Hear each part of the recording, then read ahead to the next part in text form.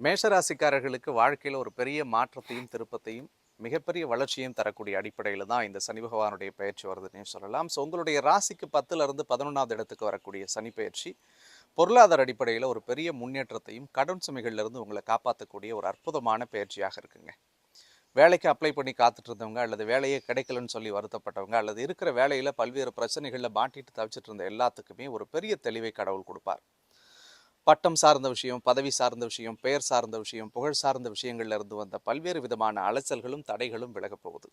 புதிய பொறுப்புகளும் புதிய பதவியும் உங்களை தேடி வரும்னே சொல்லலாம். ஸோ பணம் சம்பந்தமான விஷயங்கள்ல இருந்து வந்த பல்வேறு விதமான நெருக்கடிகள் எல்லாமும் விலகும்.